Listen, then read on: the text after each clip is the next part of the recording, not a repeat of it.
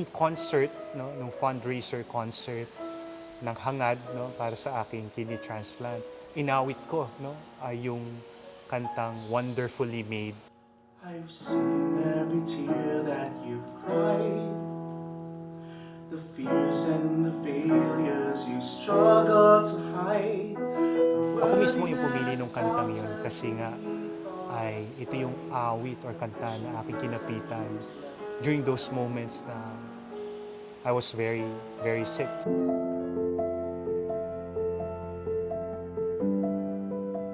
Mula pagkabata, miyembro na ng koro si TJ Sunga. At nang makatungtong siya sa kolehiyo, naging miyembro siya ng Hangad Music Ministry. Tinuturuan niya ang ilang mga parokya kung paano aakma ang pagkanta ng koro sa misa. Oo, pwedeng bigkasin lang o isulat yung mga dasal. Pero para sa akin, mas higit na malalim yung nagiging ugnayan ko sa Diyos. Mas higit kong nasasabi ng mas tapat at totoo kapag kaya kong awitin ito para sa Kanya.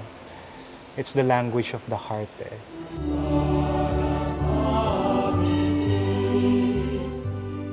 Napakahalaga na alam din ng mga choir members, ng mga tumutugtog, yung kahalagahan ng papel na kanilang ginagalawan o ginagawa para sa simbahan, no? Na yung serbisyo nila ay hindi lang simple pag-awit, kundi pagtulong para sa iba na magkaroon ng mas personal at totoong pakikipag-ugnayan sa Diyos. Tayo'y natitipon sa ngalan ng Ama at ng Anak at ng Espiritu Santo.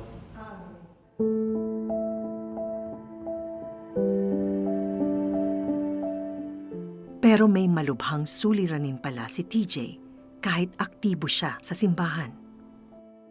Nung 21 years old ako, na-diagnose ako ng chronic kidney disease. Ang ibig sabihin nun, yung kidneys ko pala unti-unting humihina yung function. At makalipas ang 6 na taon, Umabot na siya sa punto na end-stage renal disease or kidney failure.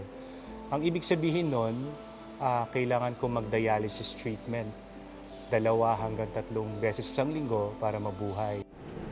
Hindi madali yon kasi ang isang dialysis treatment ay tumatagal ng 4 na oras bawat treatment.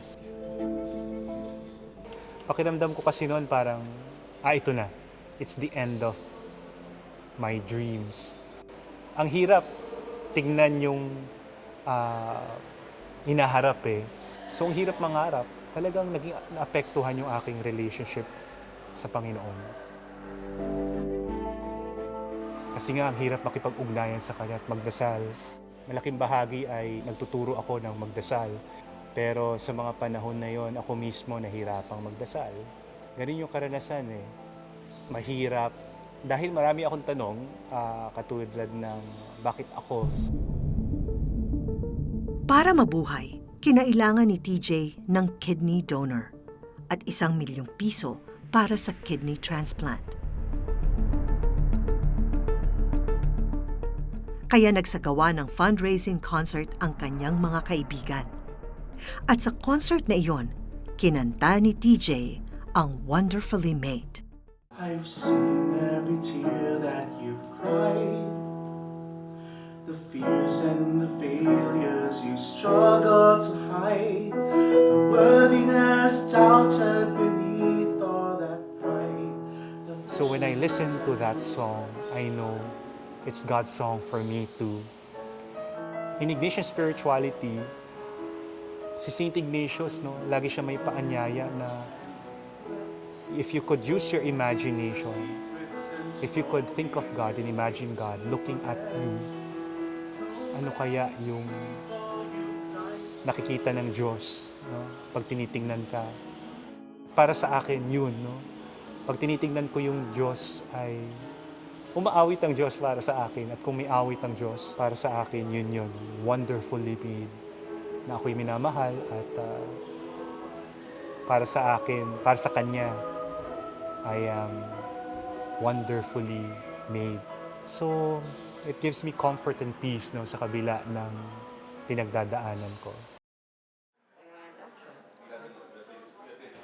Long story short, I am here, I am well, and I'm only too happy to share that it's been almost 10 years, a decade since I received the gift of kidney transplant of my second life. Ngayon, si TJ ay nagtatrabaho bilang isang campus minister. Misyon niya ang turuang magdasal at palapitin ang mga estudyante sa Poong May Kapal. I'm living a full life. I'm enjoying the company of my friends and my family, full-time in the ministry, and I'm just excited for what's ahead for me. I've seen every tear that you've cried, the fears and the failures you struggled to hide, the worthiness doubted beneath all that pride, the visions and dreams left behind.